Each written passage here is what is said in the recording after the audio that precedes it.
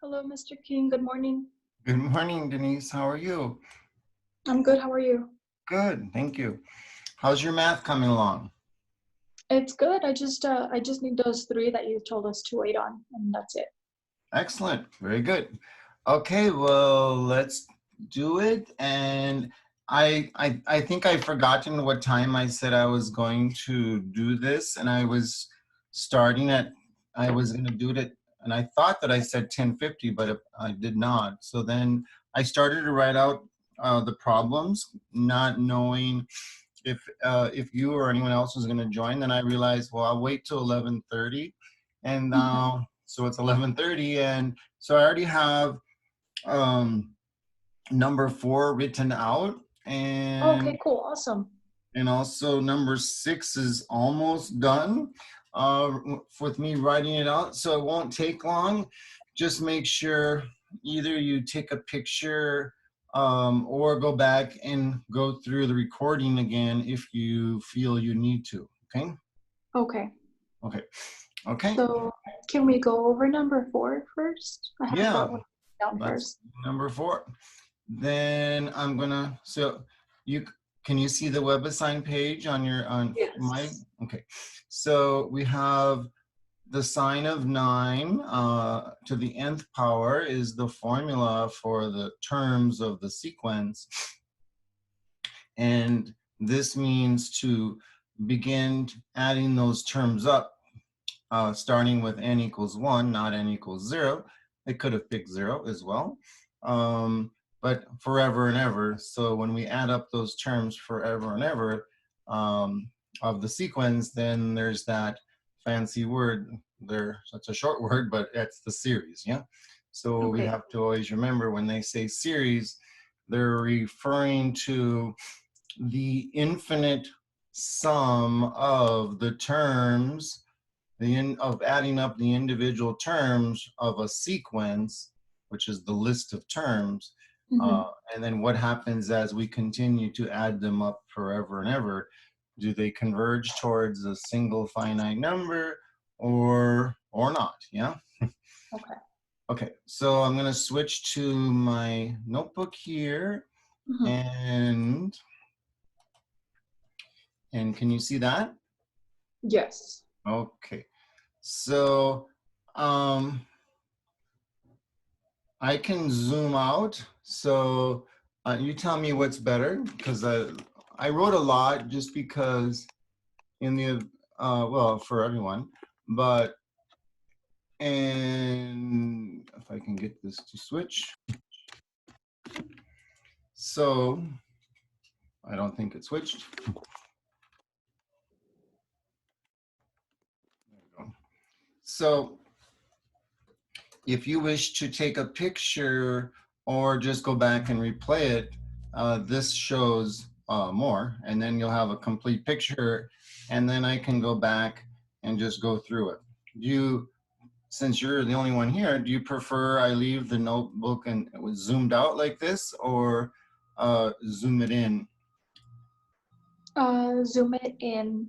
Okay, so did you wish, if you wish to take a picture of it, go ahead. If not, I'll just tell me, is it okay to zoom it in now? Okay. Let me take a picture. Let me try to.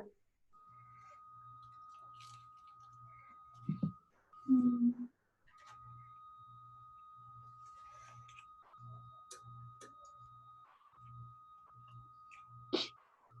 You know what? Because it's a little too far, so I can't really read it in my photo. Okay, that's fine. So don't worry about it. You can just go back and look at the video, and then instead of trying to write all this down and keep up with me, it'll take too long. Yeah. So just Yeah. go back after the over the. I'm gonna go over 2 of those 3, and then the other one you guys can try. So okay, or you can take a picture of that. It's up to you. And then the next part. All right. Okay. So we have, here is our formula of that gives us the terms of the sequence. And I just wrote them out here. And so they told us to start at n equals 1. So that's what I did here. So n equals 1, or at a, if we call this sequence a sub n, we don't have to. We could have called it b sub n or anything else, but that's common. So we'll call this a sub 1, a sub 2, a sub 3. And notice the only thing changing is the exponent, yeah? So sine to the first power, sine of 9 to the second power, and so forth.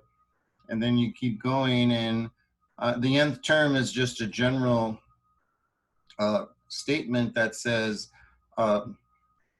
if you tell me n equals 10, then it would be all of this all the way out to the 10th power. If you say n equals 50, well, then this would be all of these terms all the way out to the 50th. In general, we'll just say this is the representation of the nth term. And then it even goes, and then we don't stop at the nth term because there's no stopping to this, because they want us to look at the sum of all these terms from 1 to infinity. Yeah? Okay.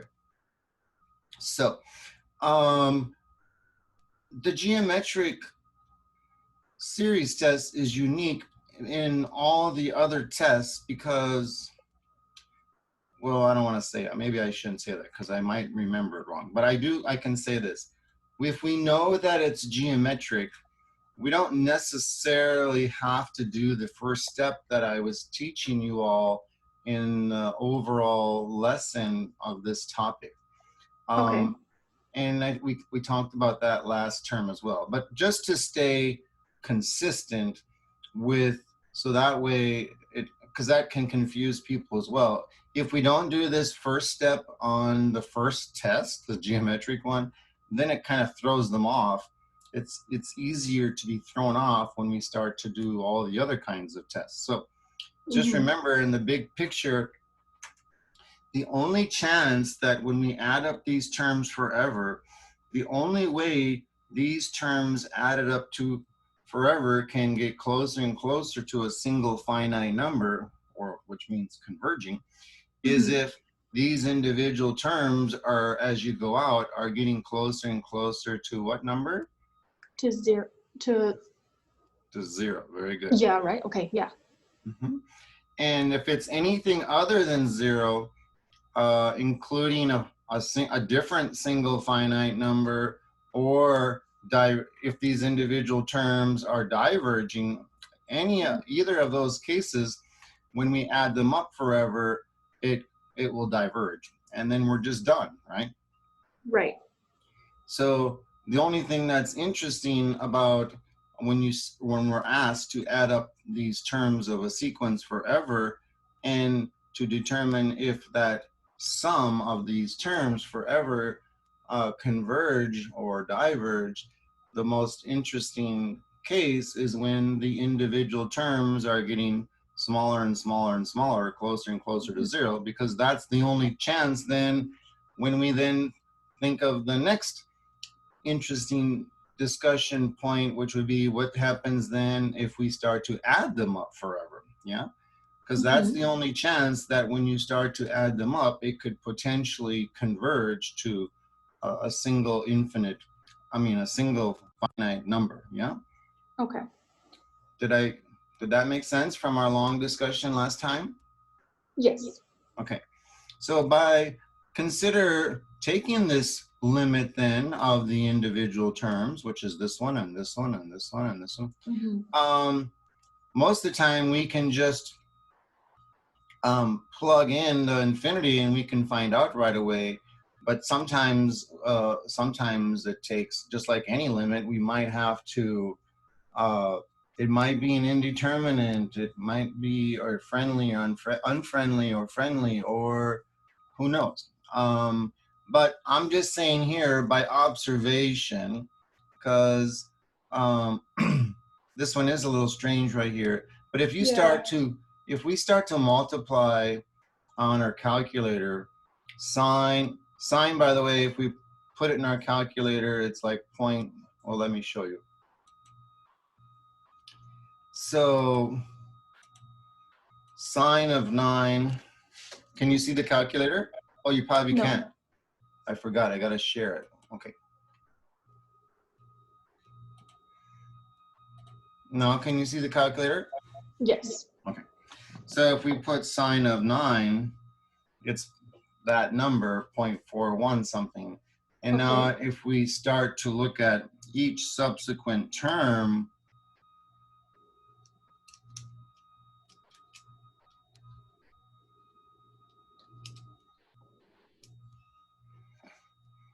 well, what happened when you went from sine of 9 to sine of 9 squared? This would be the next term, the second term, and the number got smaller, didn't it? Yes.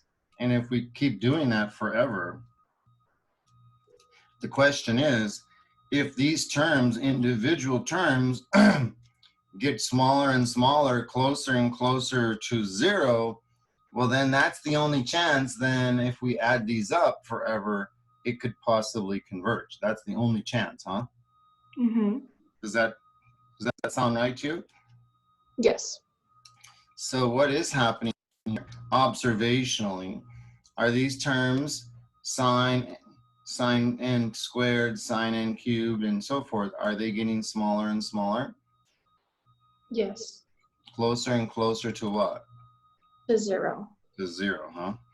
Good. So then that's what I was about to show you on the notebook, is that observationally, these terms are getting smaller and smaller, closer and closer to 0, huh? Mm-hmm. Okay. That's not necessarily a valid proof of that they are. It's just observationally. So, and, okay.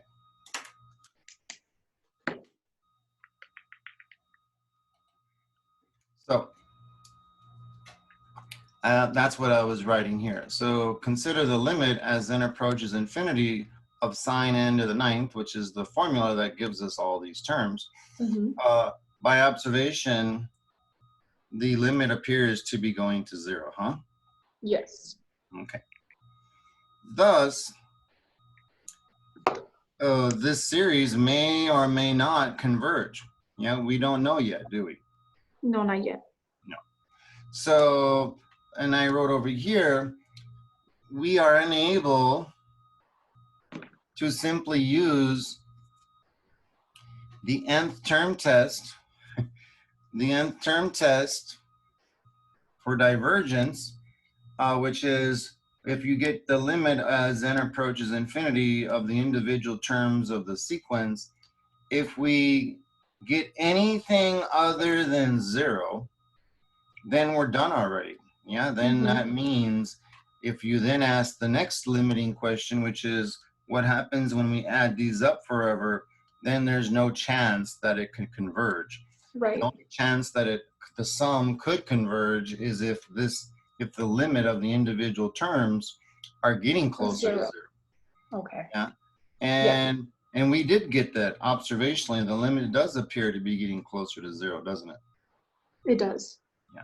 So we cannot just be done as the quickest situation is always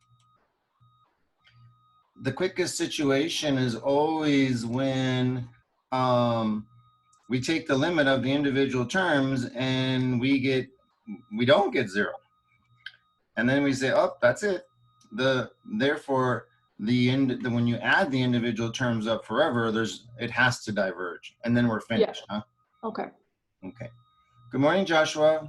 Good morning. How are you doing? Good, and yourself? Good. So we're just beginning to go over this number 4 from the homework, and you can either take a picture or go back and look at the recording, because you might also be able to write it down, but I don't know if you decide, but you can always go back and look at the video, just because this time I actually wrote the problem down. Okay. Okay. So right here now on this paper, and then so at this moment we only know, so trying to figure out where I am here. So I kind of went over around my notebook here. So then I wrote this comment next. Thus we need to use one of the 8 series test to explore further, because we now know we have to explore further because we can't use, we're not able just to be finished from up here using the nth term series test for divergence. We did. Right. Is that okay? Yes. Okay. Thus, we need to use one of, I counted them more specifically in my mind, and there's 8 that we're going to have to be able to explore further. Thus, we need to use one of the 8 series tests to explore further to determine if the series, when that means when we add up the terms forever, if that series sum, which is the same, I'm being redundant when I say sum. As soon as you say series, that means you're adding the terms up forever. But anyway, to determine if that sum of all those terms converges or diverges. That's when we have to go and explore further. And there's 8 tests that we're going to learn. This test, I'm not categorizing as one of these 8 because this is the one we should always check. And in many cases, we're done already. And then we don't even have to explore further. Does that make sense? Yes. Now, maybe in an author, they'll call this one of the tests. I mean, it is a test.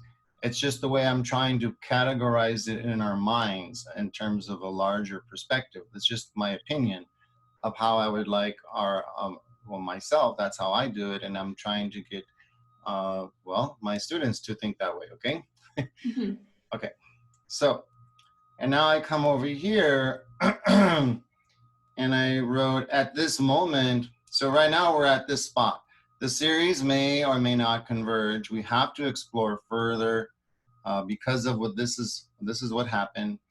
The limit does appear to go to zero of the individual terms. So therefore, now we know the series may or may not converge. We have to go further, which is one of those 8 tests. And at this moment, we only know one of these 8 series tests. And the only one we know so far is the geometric one. And so if they're asking us to do these series tests right now on this homework, then the only thing that's going to be possible is if right away we look at the initial limit of the individual terms and we get something not equal to 0, and then we're done. And we just say the series diverges. If we get equal to 0, like we did on this problem, then we have to explore further and use one of the 8 tests.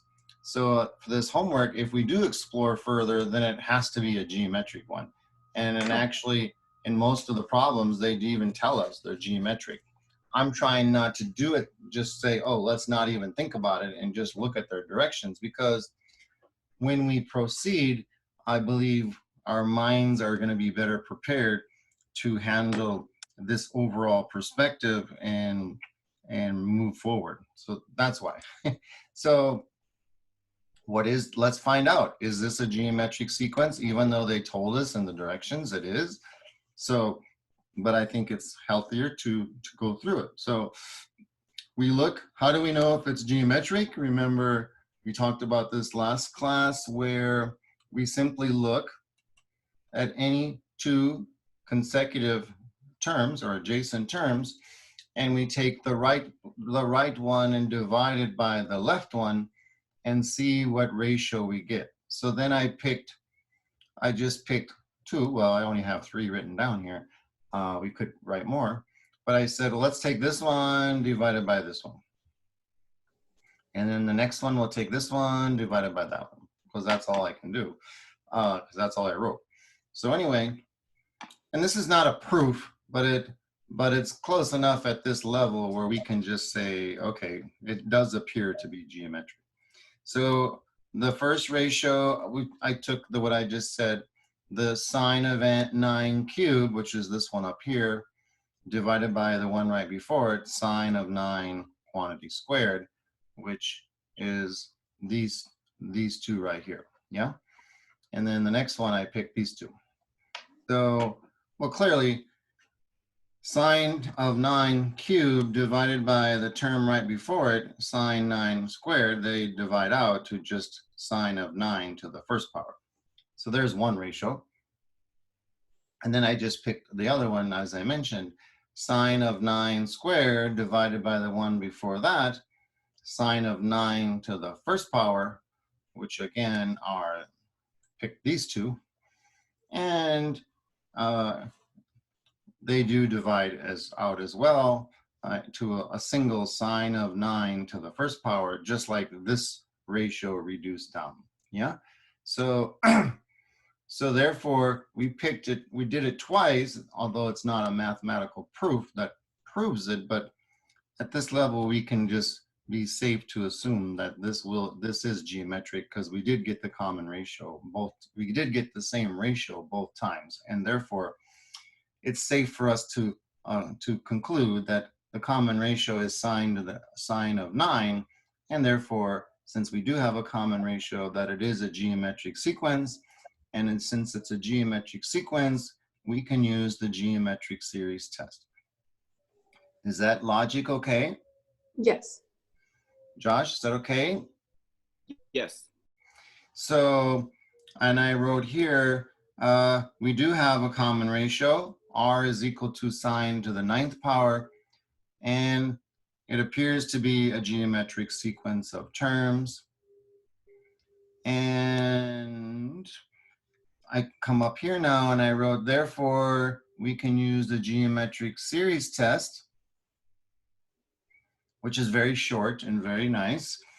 You simply, the geometric series test is, we'll take the absolute value of your common ratio and then compare it to 1. And the absolute value of sine of 9 on a calculator is 0.4121, and it's irrational. It goes on forever, but close enough, 0.4121 approximately. And since the absolute value of sine of 9 is the absolute value of 0.4121 and whatever other digits are there, that is less than 1. 0.4 is certainly less than 1. And therefore, we can conclude this series must converge by the geometric series test, which again means if the series converges, that means when we do add these up, they do get closer and closer to a single finite number. They might add up closer and closer and closer to 2 or something, but never past 2, or it might be some other number. Yeah, but we do know that it converges. Is there any questions on that logic so far? No. Josh is okay? Yes. Okay, but as the geometric series test, it's nice and extra nice in that it tells us one more piece of information, and it actually tells us not only whether the series converges or diverges, but if it does converge, we can actually very easily figure out what does it converge towards. When we add up those terms forever and ever, they will get closer and closer to a single finite number, but never make it there, but super, super close. And what is that number? And that's what we can do extra on a geometric, with a geometric sequence, and when we're asked to add them up forever, which is the series. So, and here is, where am I here? So here is that. In addition, we know that the summation of all the terms of this sequence converges towards, this was the little formula, A times 1 over 1 minus R, which is A was the first, or I should say the beginning term. The beginning term is the sine of 9, because they told us to start at 1, n equals 1. So, so instead of writing A, which represents the beginning term, we write what it is, which is sine of 9. And it just turns out that the beginning term is also the same as the common ratio R, which doesn't happen all the time, of course. But, and so now times 1 over 1 minus r ends up being 1 over 1 minus sine of n. Any questions for that part? No. And now if we put this in our calculator, we get this number right here, 0.7010, rounded to 4 decimal places, and that's what the directions want us to do. And if we go back to the calculator for a moment, these were the individual terms, at least the first 5 of them. And we did examine initially, remember that the individual terms, at least in an observational perspective, it does look like 0.4, 0.16, 0.06, 0.02, 0.01. They do appear to be getting smaller and smaller, closer and closer to 0. So that's why we know there's a chance that when we add these up forever, it could converge. And we so we did explore further, and we had to use the only test we have, which is of the 8, which is the first one the textbooks authors write or give us, and that's the geometric one. And so we did prove, or we did show, I should say, that this is reasonable to believe it's a geometric one, and the directions anyway, they tell us. So if we start to add these up, we better get closer and closer to that 0.7010. So if we were to start adding these up forever, and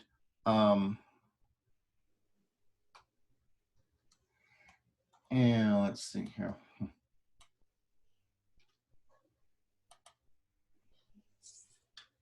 So the first 2 add up to 0.58 plus the next term.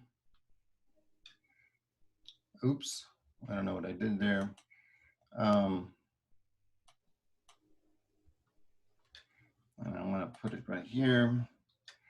Now those are the first 3 terms, and we're up to 0.65. And remember our work we did on the notebook, it said that these will get closer and closer to 0.7010. So that's supposed to be a 7. And so far, we've just added the first 3, and we're at 0.65 already. And I mean, that doesn't prove anything, but and now if we add the next term,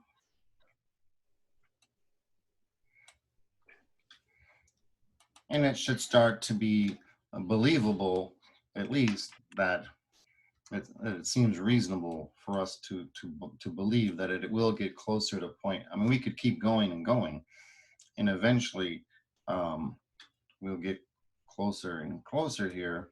Oh, what do I want? I already added that one. Oh, I don't have any more. So what happened right here? It was 0.68. If we just go one more, but I need to change that to a 5. We're getting closer. We're up to 0.69 already, and we've only gone out 5 terms. So, and some, which is another discussion, some of these these terms, when you start to add them up, some if it does converge, some converge fairly quickly. I mean, you can see you're getting closer and closer fairly quickly, versus you have to get out to 500,000 terms, and then you're, because we're already getting kind of close. 0.697 is getting closer and closer. Who knows how long you have to keep going before we get up to 0.701-ish, but I hope you get the idea. Yeah? Mm-hmm. Any questions there? Yes, if you go back to your notebook, you said our A was sine of 9. In my head, I thought that was R, and I was gonna say that my A was 1. You're correct. That is so R. It's confusing me. Yeah. So every once in a great while, the formula of the sequence, which is this, when you write the first term out, it happened to be sine of n. And the next one happens to be sine of 9 squared, and so forth. And when we computed to get the common ratio, it just happened to also be sine of 9. That doesn't happen very often. Where your common ratio turns out to be the same thing as the first term. Yeah.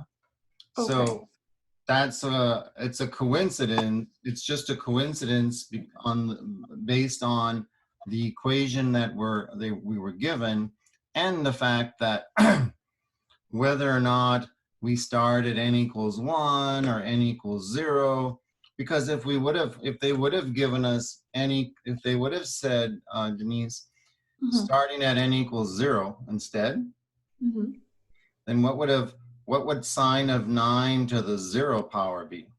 1. And then you would have been right. And the beginning term would have been a 1. Okay.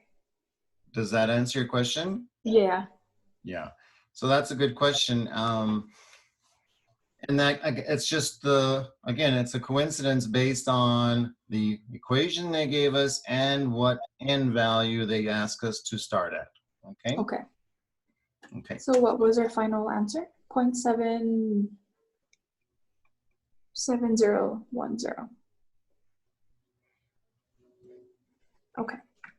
And if we go now to WebAssign,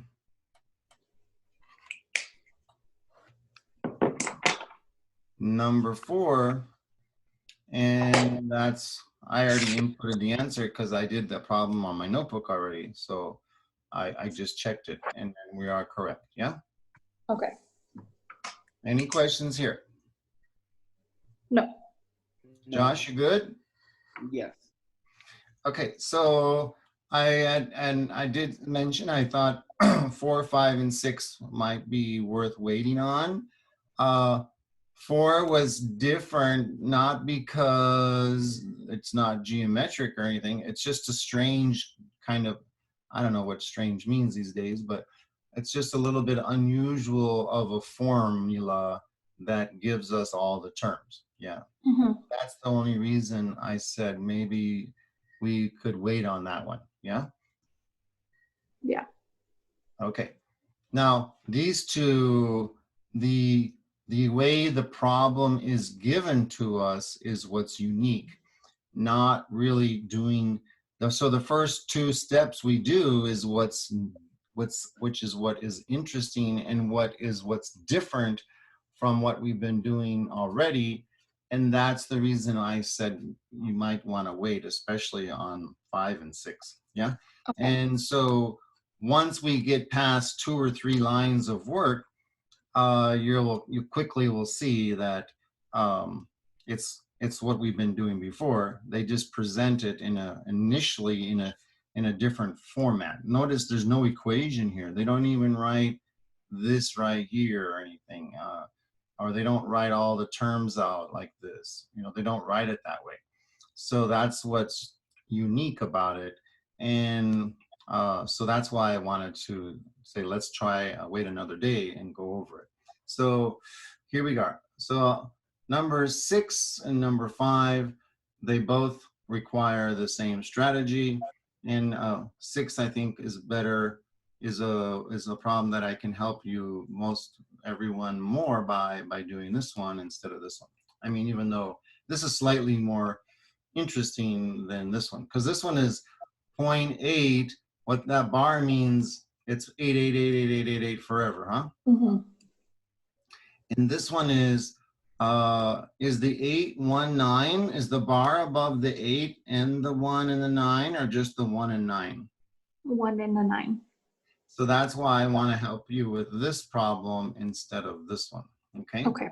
So so first they say consider the following repeating decimal, which is 0.81919191919 forever. Yeah? Mhm. Okay.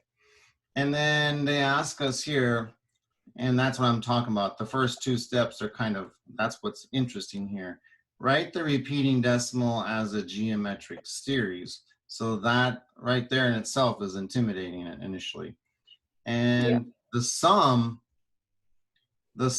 is what we always can, once we know that it's geometric, and if we use the geometric series test and we get the common ratio R, and if it's less, the absolute value is less than 1, we'll know by the geometric series test that the series converges, which means you add up all the terms of the sequence and they do converge towards a single finite number. Then the question will be, what do they, when you add them up forever and ever and ever, what does the sum converge towards? What single finite number? And that's what this is asking it. Although they ask it in a strange way, they say write the sum as, and just leave it as a fraction is all that means. That's just a difficult or sophisticated way of saying write the sum, which is the converging sum, leave it, don't put it in your calculator and divide it and round it to 4 decimal places, but leave it as a fraction or a ratio of 2 integers, an integer on the top and an integer on the bottom. So that's all that means, okay? And then this part looks a little intimidating, but if we slow it down a little bit, remember,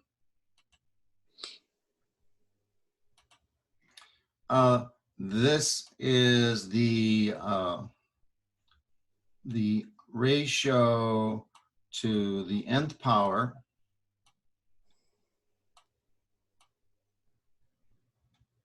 and this is the beginning term. And you remember from last class that there were 2 ways to write a geometric sequence, and well, actually there's an infinitely many ways, but the most popular, 2 of them we wrote down and discussed are, so the geometric sequence formula, the 2 most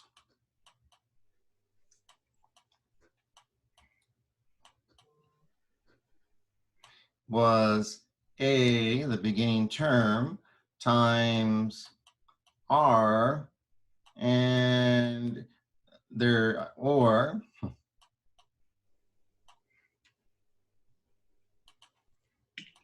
the beginning term as well, times R, and then one of them had an exponent of n minus 1,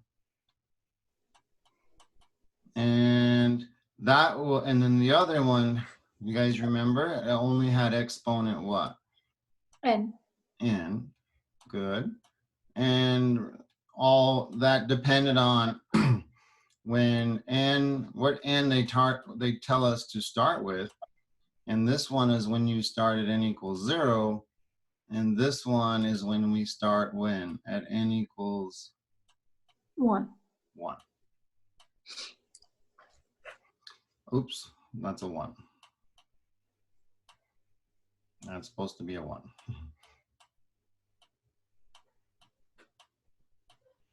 So which of these 2 are we going to be using on this? Because what this is right here, it's saying, okay, the summation from n equals 0 to infinity. They wrote these 2 rectangles, which makes it a little bit different for us when we first see it, and it looks a little, it can look overwhelming, but all that really is the first box for any geometric formula, because what do we always put? The general formula of any geometric sequence, if you start at n equals 0, is this one. Oh, I'm sorry.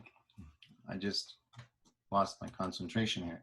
When you start at n equals 0, it's just n, sorry. And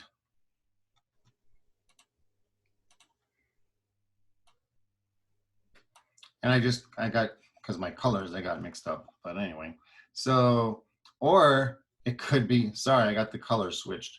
But and if they say start at 1, well, then you would write this one. Mm-hmm. So this or this one, so which one are they which we're supposed to know which one of these two we're going to put right here after this symbol, the sigma symbol. Well, it's either a to the r to the nth power, or it's a to the r to the n minus 1 power. And it depends on if they tell us to start at n equals 1 or at n equals 0. And they did even try to help us out here, because here they do tell us, well, they got to tell us at least one thing. And they told us to start where? At n equals what? 0. 0. And then they also gave it away over here, and they also put what? Not n minus 1, but what? Just n. Just n. So that's to help us, to give us a clue that we're using this one right here. Yeah? Yes. So what are we going to put in this box? The beginning term. What are we going to put in this box? Well, the n is already there. And all we're going to put in here is the r, whatever Okay. the common ratio is, okay? Okay. What about this box? So this box is, I think it's going to be, well, I'll say it in words. I'm just not going to write it down. But because this one do all of these digits repeat, or just the 1, 9? The 1, 9. So because the 0.8 does not repeat, we have to write this as a whole separate piece of this long number, yeah, that is not a part of the repeating part. This is not part of the repeating part. Notice up here, they didn't write a box plus, and by the way, they wrote it differently even, but there's no box in front here because the 0.8 is the only thing that repeats. There is no other digit in front here that does not repeat. So that might still seem a little confusing, but just hold on. Okay, and okay. So what do we need to do here? Figure out what the beginning term is. Of the repeating part, the beginning term, that's the repeating part. This is reserved out here if the number they gave us has a part of the number is not repeating. And the part that can only not be repeating, if they give us one, is anything in front of the part that has the bar over it. They can't be like, okay, here's the bar and then there's another number different. It has to be in front of it, okay? So now I'm gonna go to my notebook and show you, so we're kind of setting ourselves up to go here. So,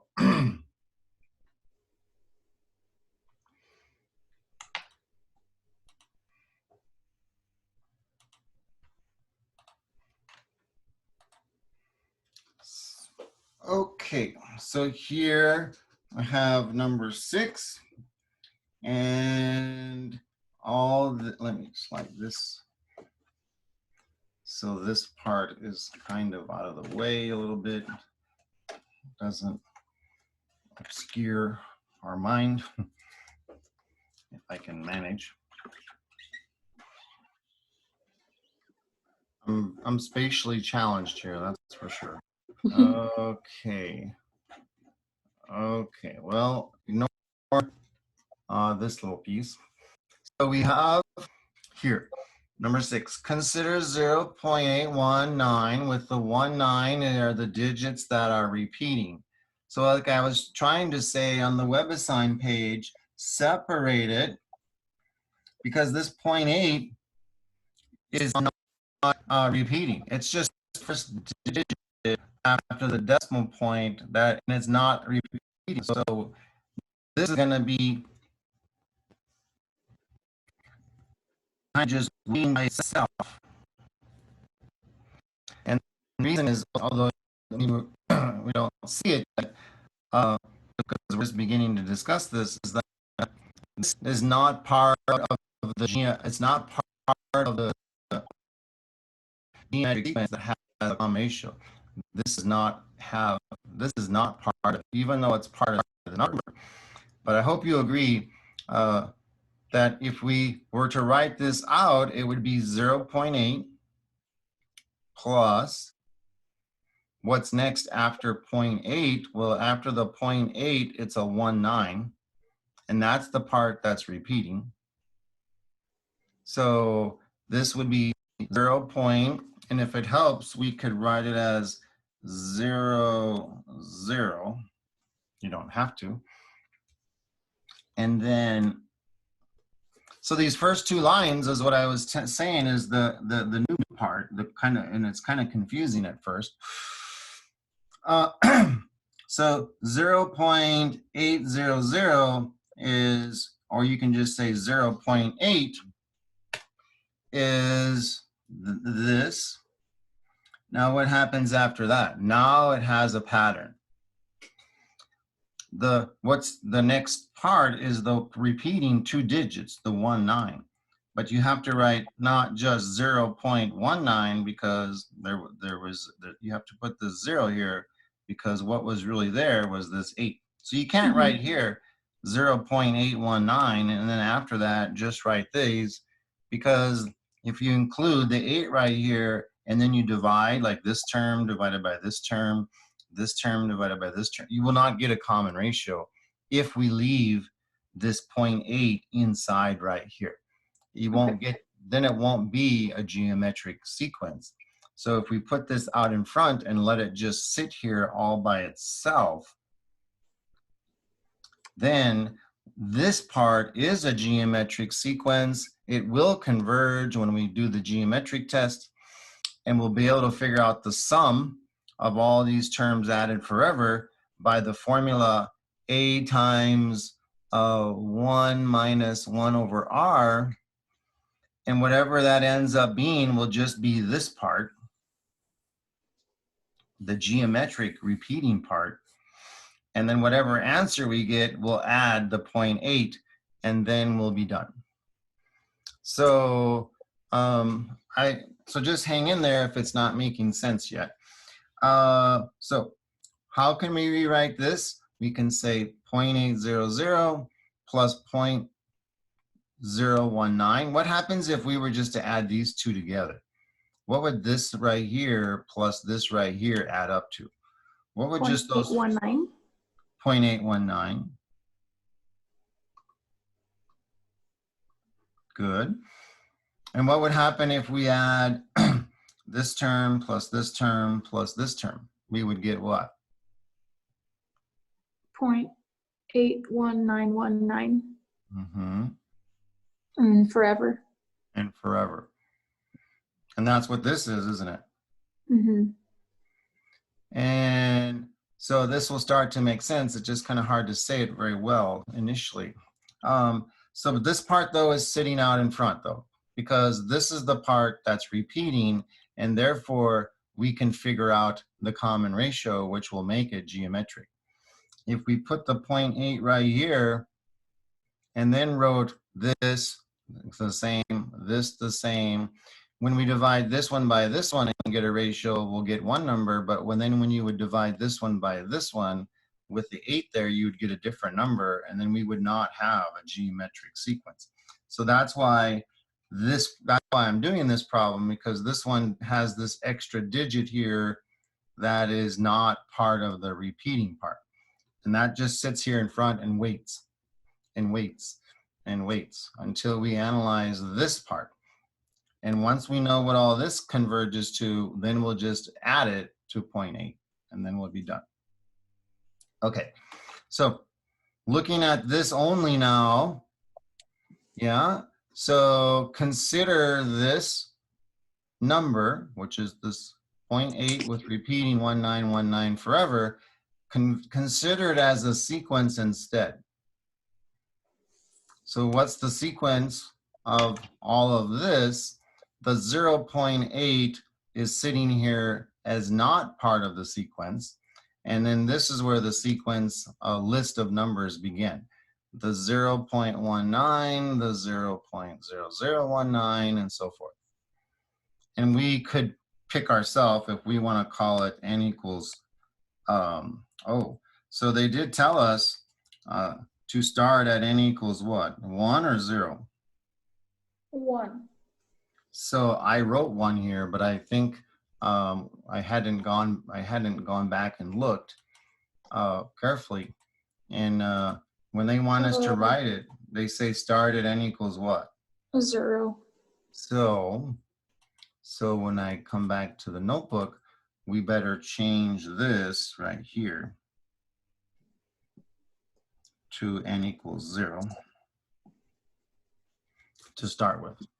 So this will be 0, and then 1, and then 2. So this will be a sub 0, a sub 1, a sub 2, and so on. Okay. Now, what about these individual terms? Like we began any series question, the only chance that when you add up this forever right here, this part, the only way that it has a chance to converge to a single finite number is if the individual terms, which is our first limiting value question we're supposed to analyze, is if these individual terms are doing what as you go out? The limiting value is what? It has to get closer and closer to what? 0. To 0. Otherwise, there's no chance for the sum of these terms of the sequence to converge. Does that make sense? Mm-hmm. Joshua, is that okay? Yes. Okay. So then, what about these numbers? 0.019, 0.00019, and so forth. Are they getting smaller and smaller? Yes. Yeah. So it's not a proof that we actually took the limit, but it is safe to say here that the limit as n approaches infinity of the sequence of these terms does appear to converge to 0. Is that okay? Mm-hmm. Therefore, is this sequence geometric? Question mark. So are these just without the 0.8, the 0.8, are these terms here a geometric one? Well, so let's find out. Let's get a common ratio. So let's get a single, let's do it once and then do it a second time and see what, if we do get a common ratio, and then if it is, then we can say, at least be reasonable to say it does appear it's geometric. So Joshua, I only have 3 terms written down, but give us 2 and they have to be adjacent. So which one? 0.019. Okay, and then what's the one to the right of it? 0.00019. And the one to the right of it is the one we have to write in the numerator, and then divided by the term to the left of it, which is the 0.19.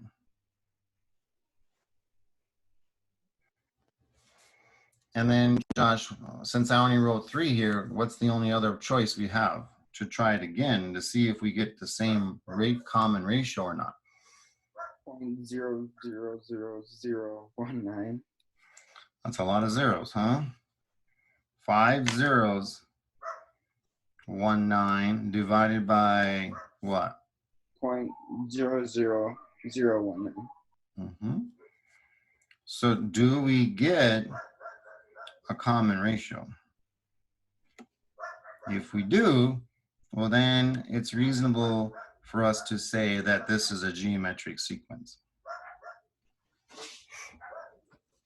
Okay.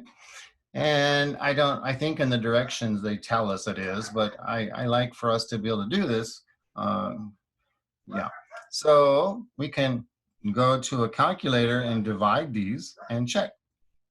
Or we could divide them mentally, but let's just go to a calculator.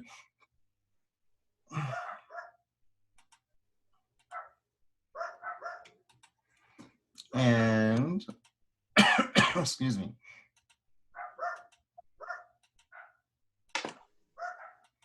And we have 0.00019 divided by 0.019, and we get that. And by the way, that's 1 over 100 if we wanted to write it as a fraction. And then also the other ratio is 0.50, 1, 2, 3, 4, 5, 1, 9 divided by 0.3019. And do we get the same answer here? Yes. Yeah. So we can leave it as 0.01, or we can write it as 1 over 100. Since the directions mentioned, we're going to want to write everything as fractions, or as ratio of two integers. Sorry about my dogs here. Then let's just write it as a fraction instead of 0.01. So we'll just, it really wouldn't matter. At the end, we could convert it anyway to a fraction, but either way. So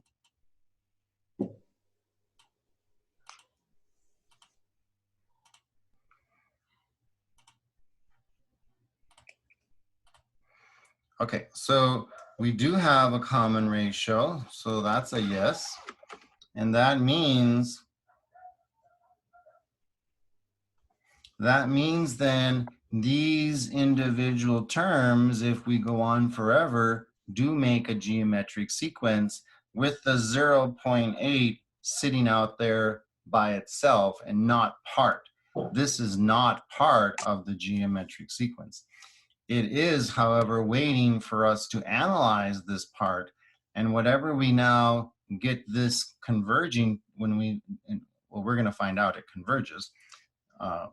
So let's just do that. And the R then is the 0.01 or 1 over 100, either one. So we do have a common ratio. So that means it is a geometric sequence. Well, the repeating part. And therefore, we can use the geometric series test.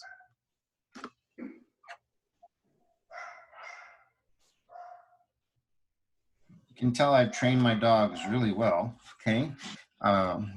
Anyway, so using the geometric series test, we take the absolute value of R, which is the absolute value of 0.01 or 1/100th, either way. And this is less than 1. Thus,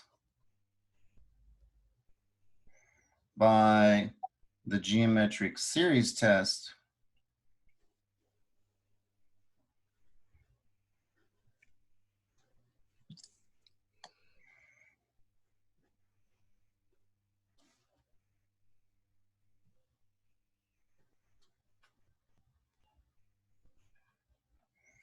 this series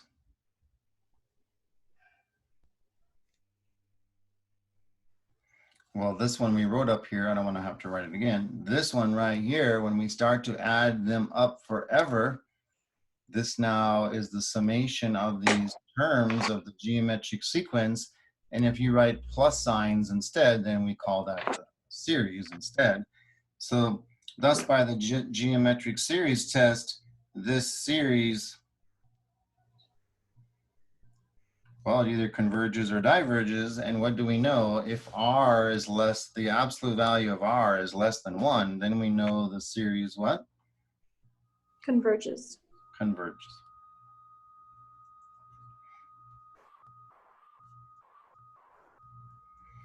And then not only, and so in most series tests, we would be done because that's all we can do. But in the geometric one, we can even get an extra piece of information, which is we know it converges. So that means when we add these up forever, they will get closer and closer to a single finite number, which is the sum. But we can actually determine what that numerical single finite number is. And so we can say not only does it converge, but it converges towards, and converges towards or to, or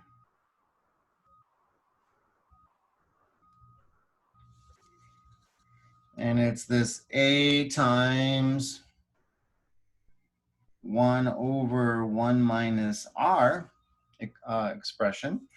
And A represents the beginning term of the sequence. So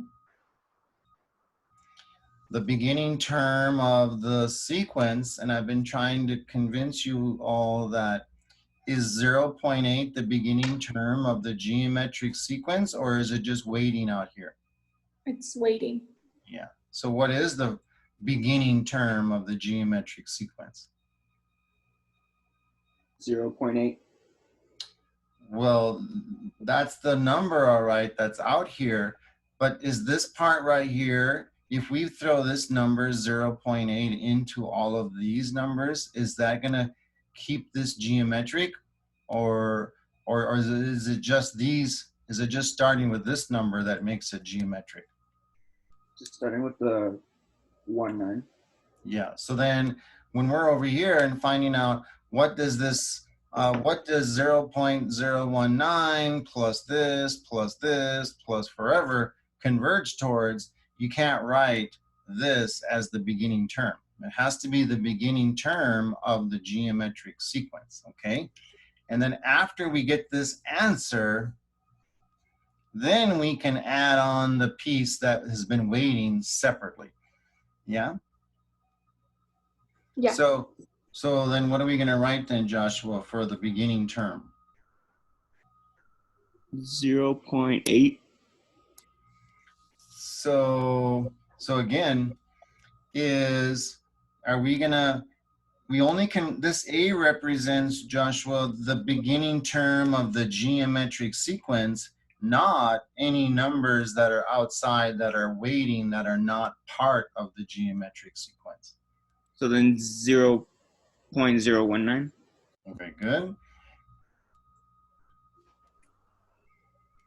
Times 1 over 1 minus R. And R we can write as 0.01 or 1/100th. I guess because this is already this is a decimal here, I'll go ahead and write 0.01. I mean, we can do it either way. But because that's a decimal, then it does make it cleaner if that's a decimal. Or we could have changed that to a fraction and then wrote 1 over 100 here. Anyway, now we compute. So we get 0.019 still times 1 over 1 minus 0.01 would be 0.99. Or we could use a calculator to obtain that value.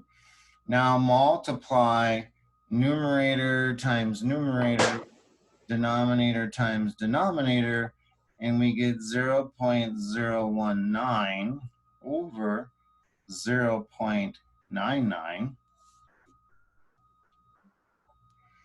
which means the sum of these terms of this geometric sequence, when you add them up forever, they do converge. We already knew that from up here on the absolute value of R is less than 1. And with the geometric series test, the series converges. Now, what does it converge towards?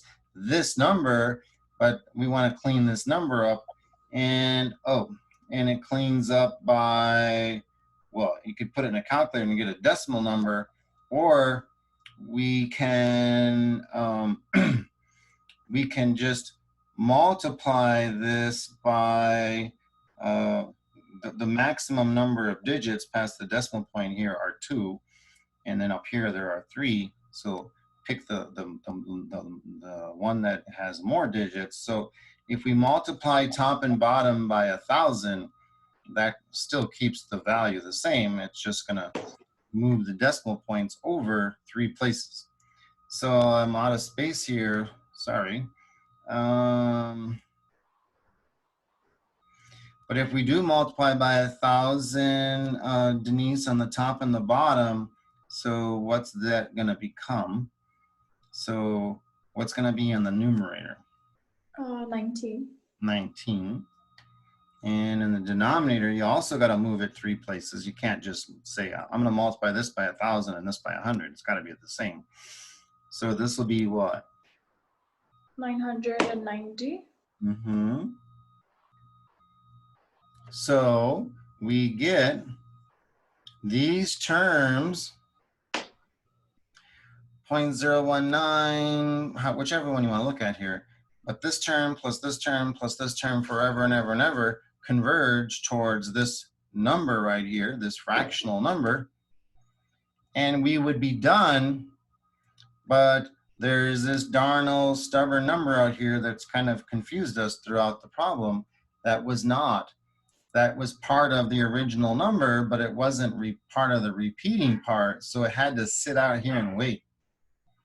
So now we know that this plus this plus this forever and ever and ever converges towards this, 19 over 990, but then to get the final value, you take that converging sum, 19 over 990, and add it to the term that was still a part of the original number.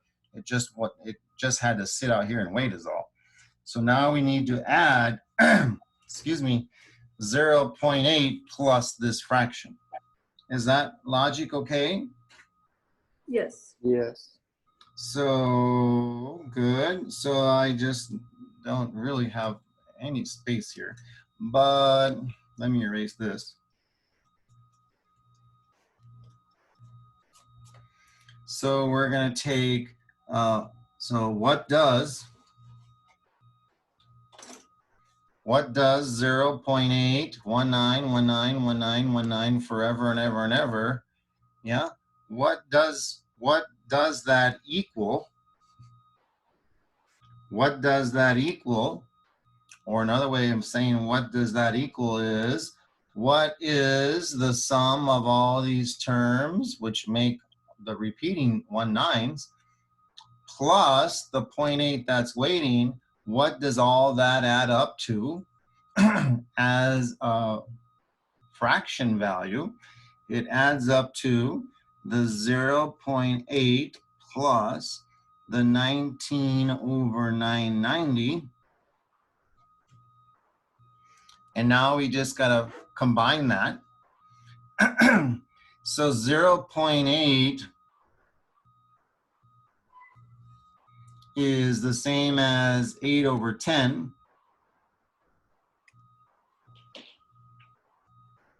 To change it into fraction form, plus 19 over 990. And if we have a calculator that can add fractions and simplify it as a fraction, that's fine. Or we can do it ourselves and get a common denominator. I'll do it just by hand. So the common denominator between the denominator 10 and the denominator 990, well, 10 is the smaller number between the two denominators, and 10 does fit into 990. So therefore, and 990 fits into itself one time. So the smallest number that these two denominators fit into is the 990. So therefore, we want to make 10, change 10 by multiplication and make it a 990. So that way we can add these fractions together. So I'm just going to move somewhere here, and my apologies. It I don't want to start on a new page, not because I don't want to waste paper, but well, maybe that's it too. But anyway, I want it to be visible, and by going to another paper, moving around. So anyway, what would we have to multiply? So we're going to have the 19 over 990 still. What do we have to multiply this 10 by, guys, to make it a 990? 10 times what will make this into whatever this number is? So 10 times 99. 10 times 99. So then we got to make 8 times 99 as well. And now we'll have a 990 on the bottom. And 8 times 999 is almost 800, but it's 8 less. So, or we use a calculator. And so we get 792. You guys, I don't know if you have a calculator there, but is that correct? Yeah. Yes. Okay. So now added up, we have a common denominator, 990, and 792 plus 19 is 801. I mean 11. So, and now this, I don't think this reduces, but I don't think so. We'll find out if they don't like it. So this is the value of all of these repeating numbers that make the geometric sequence, which does converge to a single finite numerical sum value, which was the 19 over 990, plus the 0.8 that was not part of the repeating part that had to sit out here in front. And when we added the 0.8 plus the repeating part, which was the 19 over 90, we get 811 divided by 990. And if you took 811 and divided by 990, guess what you're gonna get? 0.819191919 forever, repeating, because this is the same as this. Yeah? Okay. So let's go. Well, any questions there? No. No. So I can understand how a person listening or watching might think, oh my God, that is kind of really out there. But I hope it makes sense. And let's go to, and by the way, we have 0.8191. What am I doing? Sorry. 811 divided by 990 is 0.81919, I mean 191911919, and then it rounded it. So, but it really goes on forever. Okay, and so here now is, so this bottom piece, what is this number when you convert it into a sequence that is repeating, that is geometric with the 0.8 weighting out in front. And this is where they're asking us, which I mentioned earlier on in this problem, what they're gonna ask us to put here. What was our common ratio for the geometric series? What did we say the common ratio was? 1 over 100. Or you could put 0.01 to the nth power. Oh,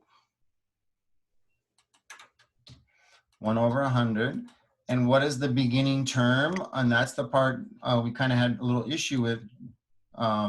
So Josh, I'm gonna close my eyes here and cringe. Which one was the beginning term of the geometric sequence? 0.019. Whew. Okay, I thought you were gonna mess with me and say 0.8 again. No, I'm just kidding. I thought so too. What's that? I thought so too. I'm just kidding. Okay, don't take me wrong. Okay, so I just lost my thought. So you said what did you say? 0.01. 0.019. And we could write that as a fraction or exact decimal. So that is not approximating. So we could write that. We could also write 19 over 1,000. So either one should be fine. And now the sum was equal to this 811 divided by 990. And now we check.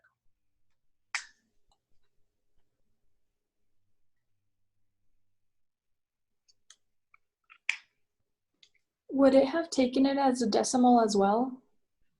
Which part? This one? B. Well, only because it says this. Write the sum as the ratio of two integers. So they wanted us to make sure, what they really wanted us to do is, as soon as you write it as a you know what the answer would be, Denise, as a decimal? It would be 0.819191919. Well, that's what this is, huh? So they're not going to take that, are they? Well, plus, if they said approximate, if they said round it, well, then there would be no work for us except to fill this part, and we could have just wrote this number down again. Yeah. Yeah. Does that make sense? Yeah. And if we remember, I showed you on decimals. If you take this, you do get this. Well, we have to, because this is the same thing as the original number that was repeating forever. So it wouldn't be very interesting unless, I mean, I understand what you were saying. You were like, okay, we did all the work and we got 811 over 990. Could we approximate it and put it in here? And yes, we could, but they're trying to avoid that because otherwise people could just not do any work and just write down that. Okay. And does that make sense? Yes. Yeah. So that's why. I don't know if I answered your question. Yeah. Okay. And now, so just Joshua, any questions? Any other questions here on this problem? No. So last comments here on this one, we would have, so when you start this one out, yeah, we're gonna write it as 0.8, just like the other one down below started. The question is this gonna sit out there by itself or not? Well, depends if it's part of the repeating part or not. What's the next? This is 888888888 forever. So 0.8 would be the n equals 0 term, because they want us to start at 0, which is the same thing as saying a sub 0. And what would be the next term? We don't have to put pluses, but when you write pluses, then you're writing it in series form. If we're writing it as a sequence, then you put commas. And I hope that can really confuse people, but I hope not. So what's the next term going to be right here? Do we put 88 or do we put 08? Because this term plus this term would have to give us the first, well, it has to give us this part, 0.88. 0.08. Yeah. So this would be 0.08, which is a sub 1. Oh, when n equals 1. If we wrote it with addition signs, that's fine. Then now we're leaving it in series form instead of sequence form, but I hope you don't think it's any big deal. What would be the next term? 0.0008.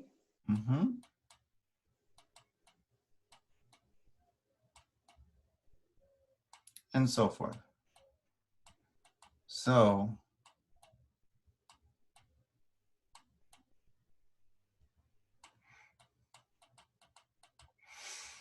So are we going to have a number sitting out in front like we had before with No. the 0.8? Was there any part here, an extra digit that's not part of the repeating part here? Well, you can say 0, but that doesn't do anything. So No. there isn't, yeah? So that's why this one's a little bit quicker and then this one down here. And maybe slightly less abstract, I don't know. But so aren't we just gonna have to figure, aren't these terms, don't they look like when they go out forever, they're gonna get individually closer and closer to 0? Is that okay, Yes. Josh? Yes. Which means what then? That means the limit does appear of the individual terms, it appears without it's not really a proof, it's just by observation.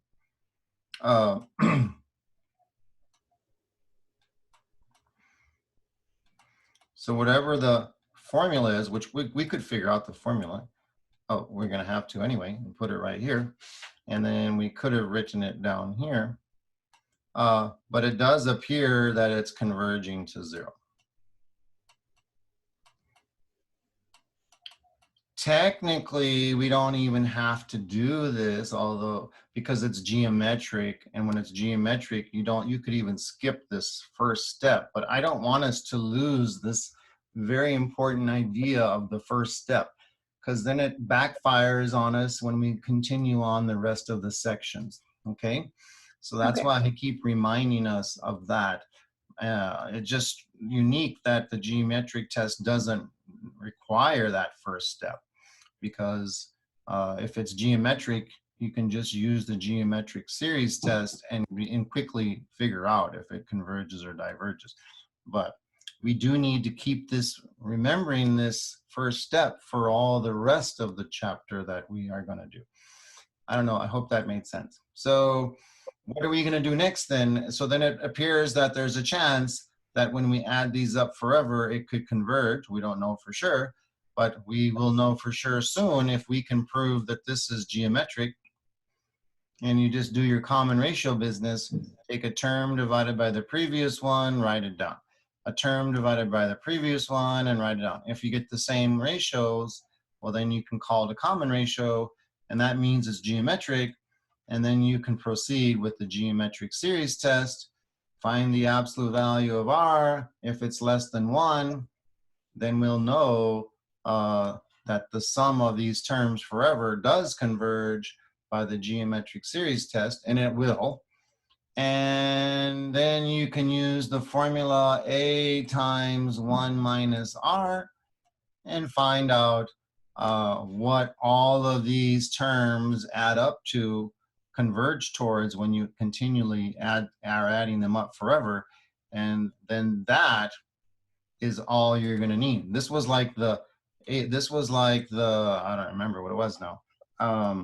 The 19 over 990 on the previous problem. And then we don't have to, there is no other term like a 0.8 in front that we'll have to add it to, because there was nothing extra here that was not repeating. So I hope that makes sense. Yes. Yeah. Okay, good. And then right here, you're going to write the ratio, which is the sum, and not divide it, because Denise, if you did divide whatever this turns out to be, you're going to get right back to 0.88888 forever again.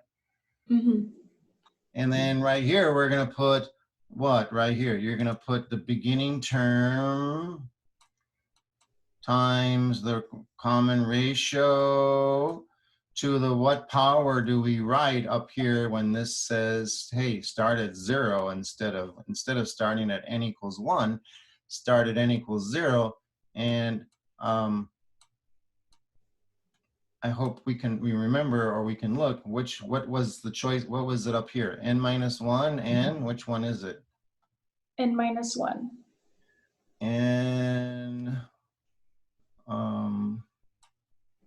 minus 1, nope, that's not it. Oh no, just N. Maybe it is. No, it's N. And I have to, my mind's kind of freezing up here. So, yeah, mine too. That'll give us 1 times the first term No, so it has to be n, yeah? Mm-hmm. And I'm sorry, I'm having a senior moment all of a sudden, but that's what I should have told you earlier, and my mind just thought it through again. And let me just go through it one more time. If you put 0 there, that's 1, yeah. So it has to be this, AR to the n power when you start at 0. If we start at 1, that's when it's n minus 1, yeah? Mm-hmm. Is that okay, guys? So our answer is going to have the nth term, the n Correct. exponent. Right. Okay, cool. Mhm. And that's exactly what we had down here. I guess we could have looked here too. Isn't that what we had on this one? N? Mm-hmm. Mm-hmm. Is that okay? Yes. Okay. So any comments or questions about this before we end this? No. Josh, you good? Yes. Okay. All right, guys. Well, thanks for joining. I hope it helps you. And we will start a new section on Monday. And I'm always optimistic, but I think it's more realistic optimism that on Monday we'll be able to do 2 sections, 9.3 and 9.4. I think is best in everyone's interest is if we wait on that one, because those two tests are kind of abstract, a little more abstract, and you don't need to use those until it's a last resort. So I think it's best to teach you the remaining tests and then come back to that one. So that's just my opinion, but that's what we're going to do. So we're going to do 9.3 on Monday and then 9.5 as well. And we'll see where that takes us, okay? Okay. So it's looking like for the remaining part of the semester, I think there'll be no problem finishing, well, I shouldn't say finishing. We'll get up through 9.6 and we may or may not do 9.7 and 9.8. And normally this is right where I get the classes to finish. Most times it's 9.6. Sometimes I get to 9.8, and only once have I ever taught this where we got through chapter 9 as well. And I'm not sure, what the reasoning is for that, except I wish I could say. I will say this, that the sections in chapter 10 are actually in my opinion, at least, they're the easiest ones of the whole course. So it's really not difficult for anyone needing to go on after this. They see it again in Calculus 3 anyway. And also it's very easy for someone to read those sections because it's about finding derivatives when the formulas are written in a different form. So it's really it's really nothing that's that new, just a few twists is all. But like I said, I've had many people come back that took Calculus 2 with me and we would get this far and they said they were very well prepared for Calculus 3. So I don't want that to be, that doubt to enter your mind, okay? Mm-hmm. Okay, so we're just going to finish off with chapter 9 then? yes, unless Cool. we can have a marathon. Oh, no. You want a marathon? We could do that. Yeah, that's a good idea, Denise. Let's do. No. No? Aw. No. Maybe next weekend we could have like a 10-hour marathon and do those 5 sections in chapter 10. Oh, God. No.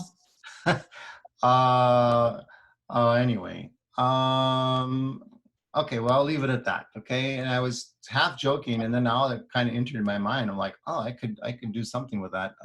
Make it extra credit, make it replace a different exam, but I don't think I have the stamina to talk for 10 hours or something. But anyway, Yeah. and you guys are busy, and we're going this is at a decent clip already, and people may or may not be happy listening or watching the videos to try to help them. But I hope it's helping them. They can always fast forward it, I guess. Yes.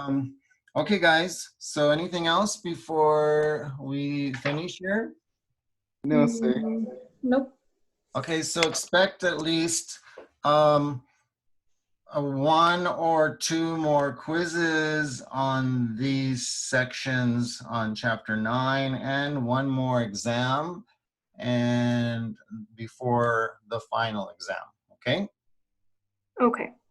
So there's 2 more weeks left of school, and then there's the following week. The 3rd week is the final exam week, and we will not continue learning new material on that final exam week because we're not supposed to, and even though we're on this online format.